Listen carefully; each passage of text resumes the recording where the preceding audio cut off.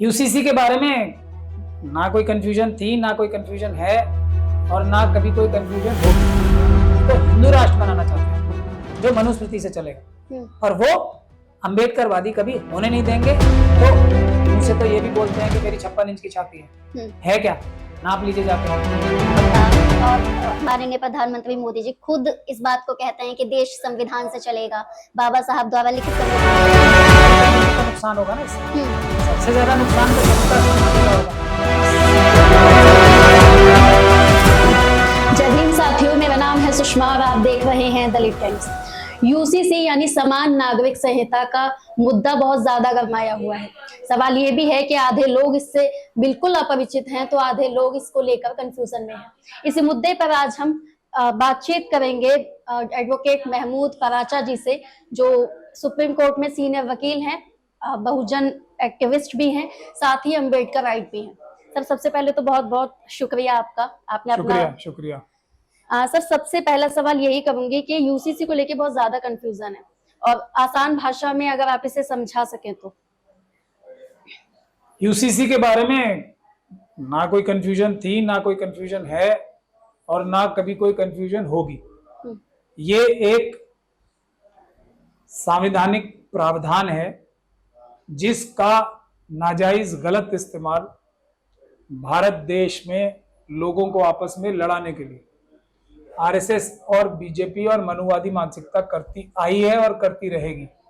इनकी कभी भी मंशा ये नहीं है कि संविधान में जो पार्ट 4 है, डायरेक्टिव प्रिंसिपल है, उसको पूरा करने की कोशिश की जाए और यूनिफॉर्म सिविल कोड लाया जाए। एक ऐसा यूनिफॉर्म सिविल कोड जो सब लोगों को मंजूर हो। डायरेक्टिव प्रिंसिपल जो संविधान में है उसका मतलब ये होता है कि सरकार ये काम की कोशिश करेगी। कोशिश करेगी का मतलब होता है कि सब लोगों को जो इससे इफेक्टेड पार्टी है, कोई उसमें बुनियादी बात जो होती है वो ये होती है कि सब लोग जो उससे असर होगा उस कानून को लाने से या असर हो सकता है किसी से, उन सब लोगों से बात करके तब कोई ऐसा कानून लाया जाए जो उन सभी लोगों की भलाई कर सके और जिससे सभी लोग एक तरीके से संतुष्ट हो सके। ऐसी कोई भी इच्छा कि सब लोग को उनका हक मिले, सब लोगों को उनकी प्रॉपर्टी मिले, सब लोगों को पढ़ाई का अधिकार हो, सब लोगों को रोजगार का अधिकार हो, सब लोग एक साथ कॉमन जगह पे चल सकें, पानी पी सकें या कुछ भी कर सकें, ऐसा तो मनुवादी व्यवस्था में कभी रहा ही नहीं है और मनुवादी मानसिकता कभी भी ये नहीं चाहेगी। हाँ, इसका मिसयूज करके ये बता के कि इससे मुसलमानों का कुछ नुकसान हो जाएगा इसलिए हम लागू कराना चाहते हैं, ये साजिश ये आज से नहीं बहुत पहले से करते आ रहे हैं और ये साजिश ये करते रहेंगे। और असल में मुसलमान सिर्फ इनका हर चीज में मनुवादियों का दिखावा होते हैं, निशाना होते हैं शेड्यूल ट्राइब, शेड्यूल कास्ट और दूसरी माइनॉरिटीज और ओबीसी। तरह तरह के जाल बिछा के ये देश में अफरा तफरी का माहौल बनाते हैं, देश में एससी एसटी ओबीसी को नुकसान करते हैं। ये भी एक उसी के लिए प्रक्रिया है। अब मैं आपको बताता हूं कि यूनिफॉर्म सिविल कोड का नुकसान किससे सबसे ज्यादा है। यूनिफॉर्म सिविल कोड होता है क्या कि किसी समुदाय में, किसी समुदाय के मानने वाले लोगों में, किसी ग्रुप में शादी कैसे होगी, तलाक कैसे होगा, बच्चों को प्रॉपर्टी कैसे दी जाएगी, बच्चे अडॉप्ट कैसे किए जाएंगे। ये अधिकार हर एक ग्रुप को, हर एक नागरिक को होना चाहिए या नहीं होना चाहिए, ये बुनियादी बात है। अब बुनियादी बात जब ये है तो इसमें नुकसान किसका सबसे ज्यादा होगा? देखिए, प्रॉपर्टी रखने का बहुत सारे ट्राइबल कम्युनिटीज ऐसी हैं जिसमें महिलाओं को प्रॉपर्टी रखने का अधिकार है। महिलाएं ही प्रॉपर्टी रखती हैं, पुरुषों को प्रॉपर्टी नाम ही नहीं होती। बहुत सारे ट्राइबल कम्युनिटीज ऐसी हैं जिनमें शादी करने का तरीका उनका अलग है। बहुत सारी ट्राइबल कम्युनिटीज ऐसी हैं जिसमें प्रॉपर्टी रखने का अधिकार जो होता है और प्रॉपर्टी किस तरह से ट्रांसफर हो सकती है, ट्रांसफर नहीं हो सकती, इसका भी अधिकार, ये सब अधिकार जो हैं छीन लिए जाएंगे और लागू क्या होगा कि कोई प्रॉपर्टी रख ही नहीं सकती। अगर ये यूनिफॉर्म सिविल कोड यानी कि एक देश एक कानून मानना चाहता है, अगर मनुवादी मानसिकता की ये जरा से भी मंशा हो कि एक देश एक कानून होना चाहिए, यही कह रहे हैं ना प्रधानमंत्री जी भी, तो पहले एक देश और एक संविधान तो मानो। मनुवादी मानसिकता के लोग तो संविधान खत्म करके मनुस्मृति लागू कराने के लिए बड़ी बड़ी धर्म संसद कर रहे हैं।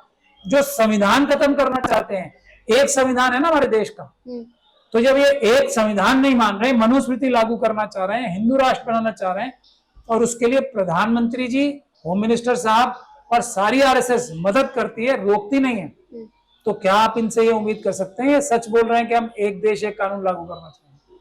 तो इनकी कथनी और करनी में जमीन आसमान का फर्क है। सब, लेकिन अभी तक यूसीसी की सिर्फ बात हुई है ना, उसकी कोई रूपरेखा बताई गई है, उसका दायरा क्या होगा ना ये बताई गई है। लेकिन यूसीसी में सभी, चाहे वो धार्मिक स्तर पे हो चाहे वो जातिगत स्तर पे हो, सबको एक करने की बात की गई है। तो आप इसे सीधा मनुवाद से कैसे जोड़ सकते हैं? देखिए, मैंने आपको बता दिया, सबको एक इस देश में रखता है बाबा साहब डॉक्टर भीमराव अंबेडकर का संविधान, और उसकी किस तरीके से धज्जियां उड़ाई जा रही हैं वो आप लोग देख ही रहे हैं। तो ये बात तो आप हटा ही दीजिए कि इनकी कोई भी मंशा है, ये तो हिंदू राष्ट्र बनाना चाह रहे हैं।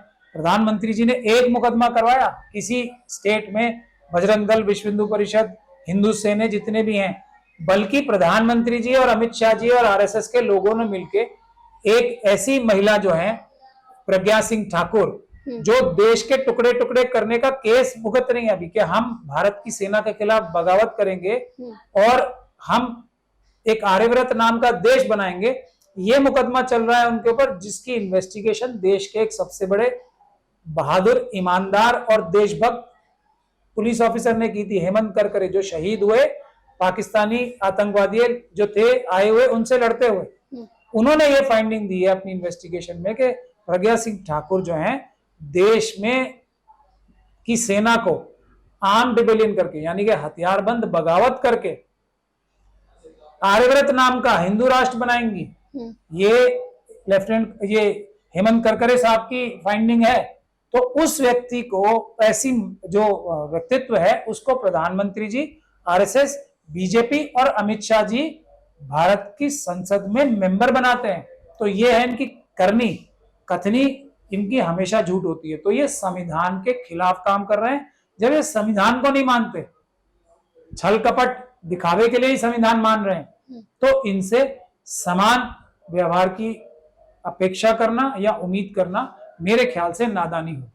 तो क्या मैं ये मान लूं कि आप ये कह रहे हैं कि बीजेपी और आरएसएस मिलके एक नैरेटिव सेट कर रहे हैं खाली, और उसकी आड़ में अपना काम करते हुए चले जा रहे हैं? सिर्फ इन्हें कोई मतलब नहीं है यूनिफॉर्म सिविल कोड से, इन्हें कोई मतलब नहीं है किसी की भलाई से। इनको एक ही चीज से मतलब है कि कैसे देश में एक समुदाय को दूसरे से लड़ाया जाए, कैसे शेड्यूल कास्ट कम्युनिटी को आपस में हिस्सों में बांट के लड़ाया जाए, कैसे माइनॉरिटी कम्युनिटी को ओबीसीज और शेड्यूल कास्ट, शेड्यूल ट्राइब से लड़ाया जाए। इनकी मंशा सिर्फ ये है, और कोई मंशा इनकी ना है और ना कभी हो सकती है, क्योंकि ये भारत के संविधान में विश्वास नहीं रखते। ये तो हिंदू राष्ट्र बनाना चाहते हैं जो मनुस्मृति से चलेगा, और वो अंबेडकरवादी कभी होने नहीं देंगे। तो मनुवादी मानसिकता के लोग अपनी कोशिश देश को कमजोर करने की, भारत के संविधान को कमजोर करने की करते रहेंगे, और अंबेडकरवादी भारत के संविधान को मजबूत करने की और देश को एक रखने की कोशिश करते रहेंगे। ठीक, सब आपने अपनी पूरी बात में संविधान और बाबा साहब का कई बार जिक्र किया। तो बाबा साहब अम्बेडकर के यूसीसी को लेके क्या विचार थे? वो किस यूसीसी के समर्थक थे?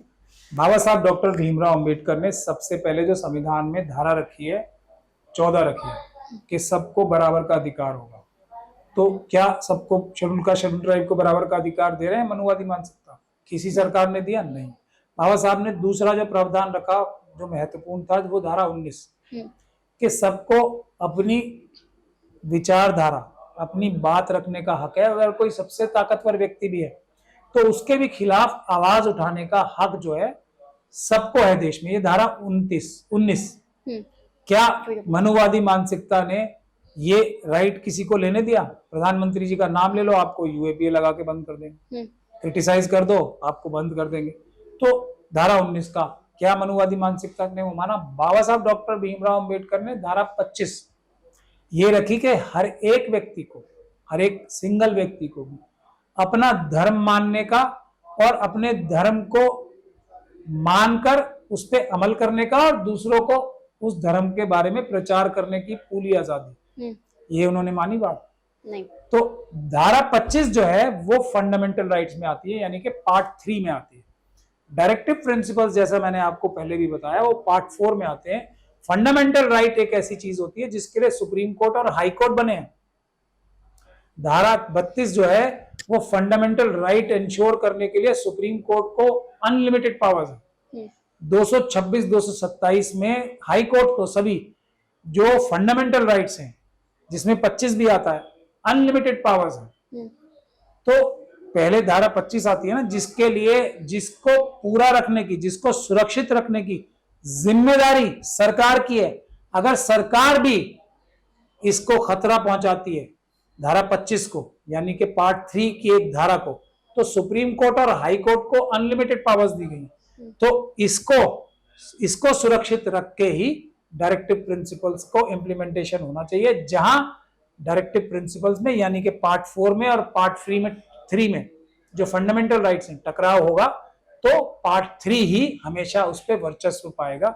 ये बाबा साहब का संविधान है। हाँ, कोशिश ये करते रहनी चाहिए कि सभी समुदायों से बात करके उनकी जो जो सेंसिटिविटीज है, जो जो उनकी मान्यताएं हैं, उनको पूरा करके, उनकी रिस्पेक्ट करके, धारा 25 के साथ छेड़छाड़ ना करके तब यूनिफॉर्म सिविल कोड बनाने की कोशिश करनी चाहिए। लेकिन उससे पहले हम धारा जो फंडामेंटल राइट्स हैं उसको तो कोई सरकार पूरा कर नहीं पा रही अभी तक। हमारे जो शेड्यूल कास्ट भाई हैं, शेड्यूल ट्राइब भाई हैं, जो उनको जमीनें दी भी गई, जो उनका हक था, वो तो छीनने के लिए उत्तर प्रदेश की सरकारें और मनुवादी मानसिकता की सारी सरकारें डीएम्स को पावर दे रहे हैं कि आप खुद ही जो है लैंड ट्रांसफर कर देंगे और आप खुद ही जो शेड्यूल कास्ट कम्युनिटी की लैंड्स हैं जो ट्रांसफर ही नहीं हो सकती। उत्तर प्रदेश ने भी एक ऐसा ऑर्डर निकाला है। जब ये फंडामेंटल राइट्स का हनन कर रहे हैं तो इनकी क्या किसी भी मंशा को सीरियसली लिया जा सकता है या किसी भी मंशा को शरारतपूर्ण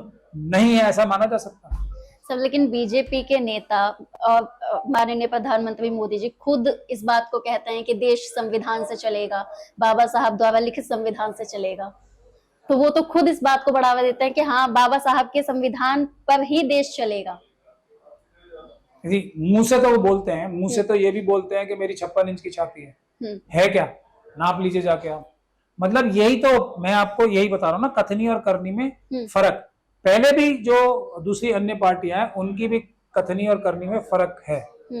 ऐसा कहना कि ये सिर्फ प्रधानमंत्री जी कर रहे हैं, आज वाले नरेंद्र मोदी जी इस प्रकार की जो मिथ्या और झूठ का इस्तेमाल कर रहे हैं या प्रयोग कर रहे हैं, ये कहना गलत होगा। हाँ, ये कहना 100% सही होगा कि इस लेवल पे जाके इतने बड़े झूठ किसी भी प्रधानमंत्री ने, किसी भी मंत्री ने, किसी भी रिस्पॉन्सिबल व्यक्ति ने नहीं बोले हैं देश में। चाहे वो 15 लाख का वादा हो, चाहे वो देश की सुरक्षा का वादा हो कि चाइना ने 2000 किलोमीटर जगह खा ली और प्रधानमंत्री जी पूरे देश में ये बता रहे हैं कि 1 इंच भी कोई जमीन पे घुस नहीं आया। इस प्रकार के झूठे व्याख्यान सिर्फ इन्हीं प्रधानमंत्री ने किए हैं।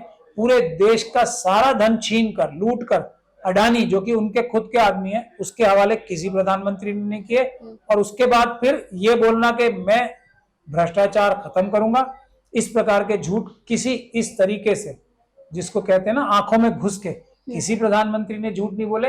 और किसी प्रधानमंत्री को उनके स्वयं के लॉयर ने चीटर नहीं कहा है। राम जेठमलानी जी जो नरेंद्र मोदी जी के वकील थे, अमित शाह जी के वकील थे, उन्होंने खुद अपनी एक तरह से अंतिम जो उनके बहुत सारे जो उनके जो इंटरव्यू थे उनमें से एक में ये कहा है कि मैं पूरी देश की जनता से माफी मांगता हूं, ये दोनों चीटर हैं, इनकी चीटिंग करने में मैंने खुद मदद की थी और मैं इस बात से शर्मिंदा हूं। तो जिनके लॉयर की बात ऐसी है कि वो उनको चीटर कह रहे हैं, तो हम राम जेठमलानी साहब जैसे बड़े लॉयर की मैं तो कम से कम इज्जत करता हूं। और अगर उन्होंने चीटर कहा है तो मैं उनकी बात पे यकीन ना करूं, ये मुझसे नहीं हो पाएगा। सब तो ऐसा क्या है कि लोग इस बात को देखना नहीं चाहते या समझना नहीं चाहते कि उनके साथ धोखा हो रहा है या किसी भी चीज को लेके उनका यूज किया जा रहा है। नहीं, ये तो लोग समझ रहे हैं। देखिए कब नहीं समझा, ये तो एक तो ईवीएम और दूसरा जो विपक्ष है उसमें आपस में तालमेल ना होना। हम्म, पिछली बार जब 2014 में इनकी सरकार बनी थी तो 32% वोट आए थे, हम्म, यानी 68% लोग जो देश के थे जिन्होंने वोट दिया वो इनके खिलाफ थे। हम्म, बावजूद इसके कि इन्होंने भर भर के पैसे का इस्तेमाल किया और देश को आपस में एक दूसरे को लड़ाया, सारे वो काम किए जो कि रिप्रेजेंटेशन ऑफ पीपल एक्ट जो है उसमें मना थे, जो इलेक्टोरल क्राइम्स है, जो मतलब चुनाव लड़ते समय जो जो जिसको अपराध कहा जाता है, जिसकी वजह से चुनाव रद्द तक हो सकते हैं, सारे वो काम किए।